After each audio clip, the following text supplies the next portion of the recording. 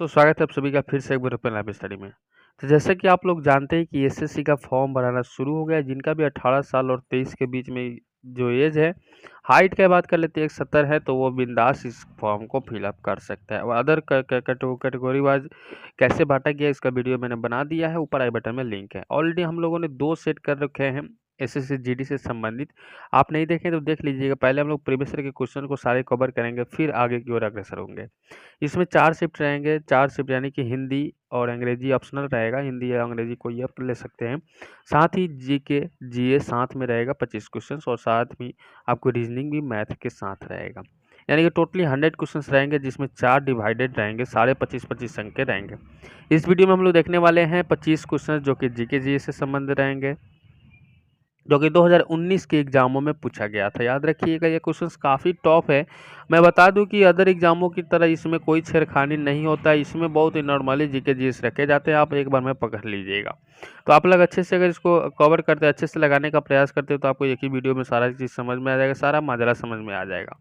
तो चलिए क्लास को स्टार्ट कर लेते हैं। वीडियो को लाइक और शेयर नहीं किए तो कर दीजिएगा, और अपने दोस्तों को शेयर नहीं किए तो कर लीजिएगा। सबसे पहले बात कर ले 26 नंबर क्वेश्चन की। तो क्वेश्चन क्या कर रहा है, मेरा पहला प्रश्न है कि उस प्रक्रिया को क्या कहा जाता है जिसके द्वारा आनुवंशिक रूप से समान व्यक्ति उत्पादित किया जाता है।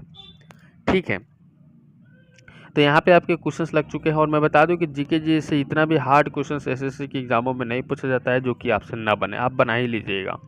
नेक्स्ट क्वेश्चन देख लीजिए। यहाँ पे स्वर्ण याद रखिएगा, स्वर्ण का आणविक सूत्र क्या है। तो स्वर्ण का आणविक सूत्र आपके लिए होता है AU, और यहाँ पे आपके फॉर्मूला होता है या सूत्र भी बोला जा सकता है। तो क्वेश्चन ये भी आपको नोट करके रखना है। नेक्स्ट है कि उसका उद्देश्य ग्रामीण क्षेत्रों में रोजगार के अवसर पैदा करता है, स्वरोजगार का अवसर प्रदान करता है। तो आपका आंसर हो जाता है ग्रामीण रोजगार सृजन कार्यक्रम। ग्रामीण रोजगार सृजन कार्यक्रम, ए नंबर ऑप्शन सही हो जाएगा।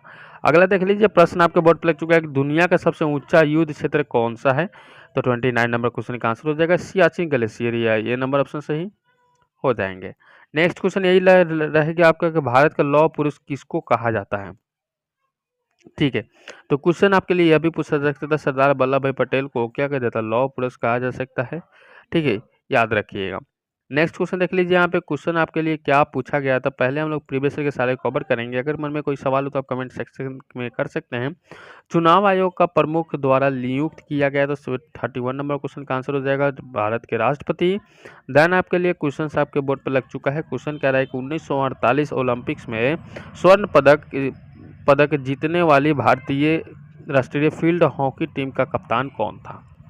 तो 32 नंबर क्वेश्चन का आंसर हो जाएगा किशन लाल, ए नंबर ऑप्शन सही हो जाते हैं। नेक्स्ट क्वेश्चन वही बात कर लेते हैं अगला प्रश्न की। तो अगला प्रश्न आपके बोर्ड पर लग चुका है कि निम्नलिखित में से कौन सा चुनाव आयोग का महत्वपूर्ण कर्तव्य नहीं है। याद रखिए, महत्वपूर्ण आयोग नहीं है, कर्तव्य नहीं है। तो आपका आंसर हो जाएगा स्थानीय चुनाव न कराना, ये कोई मैच नहीं करता।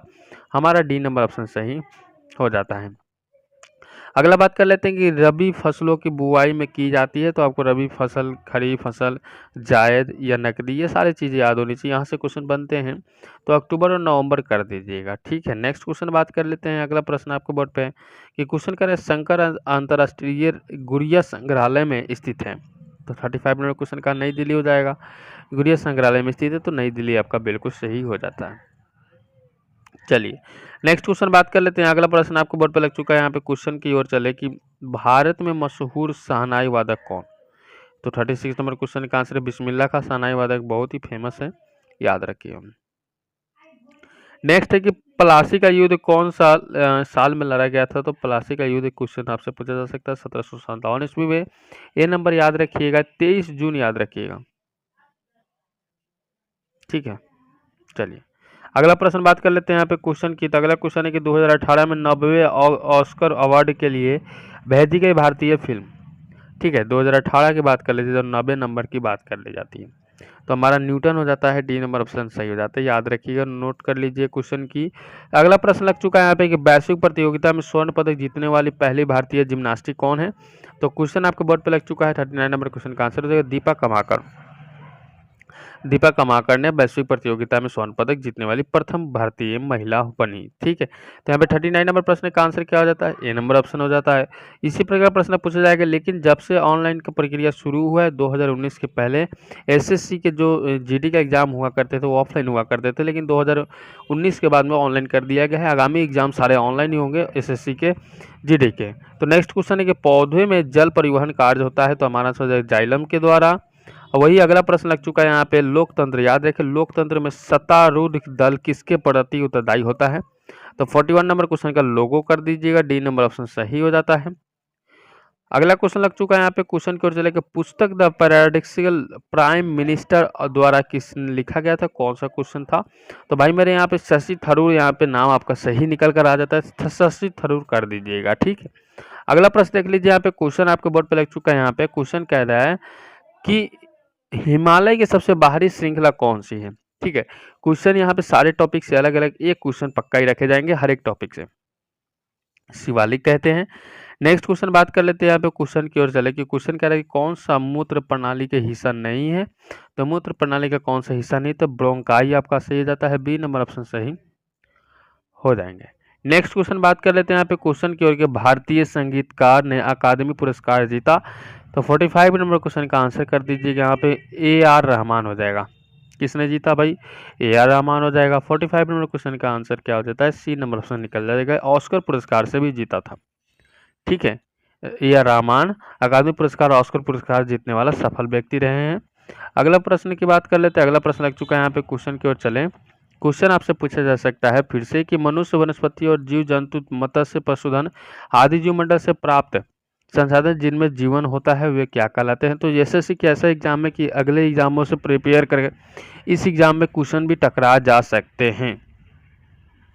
जैव संसाधन हो जाएगा, क्या हो जाएगा, इसे क्या कहते हैं, जैव संसाधन कहते हैं। नेक्स्ट क्वेश्चन बात कर लेते हैं कि निम्न में से कौन सा डिजिटल लेन देन नहीं है, तो डिजिटल लेन देन जो नहीं है नकद लेन देन होता है, बी नंबर ऑप्शन सही हो जाता है। अगला प्रश्न बात कर लेते हैं, सौर मंडल की खोज, याद रखिएगा सौर मंडल का खोज किसने किया था, सौर मंडल का खोज करने वाला कॉपरनिकस था, ए नंबर ऑप्शन सही हो जाते हैं। वही अगला प्रश्न की बात कर लेते हैं, अगला प्रश्न लग चुका है, निम्न में से कौन सी मिश्रित धातु नहीं है, तो 49 नंबर प्रश्न का मिश्रित धातु यहाँ पे चांदी हो जाता है। अगला प्रश्न लग चुका है यहाँ पे, अगला प्रश्न आपके बोर्ड पे लग चुका है और ये आखिरी प्रश्न है कि ब्रह्म समाज की स्थापना किसके सबसे बड़ी उपलब्धि थी, तो ब्रह्म समाज की स्थापना राजा राम मोहन राय के द्वारा। तो इस तरह से हम लोगों ने 25 क्वेश्चंस किया, जो कि क्वेश्चंस आपके लिए एसएससी के जीडी के एग्जाम में आने के चांसेस, फिर से रिपीट होने के चांसेस हैं, और इस प्रकार प्रश्न आपको देखना चाहिए और इस प्रकार प्रश्न से आपको सीख मिलती है। तो ओपन लैब स्टडी पढ़ने से जुड़ने के लिए धन्यवाद। अभी तक नहीं जुड़े तो आप भी जुड़ सकते हैं हमारे साथ। मन में कोई सवाल हो तो कमेंट कर सकते हैं। वीडियो देखने के लिए बहुत बहुत धन्यवाद।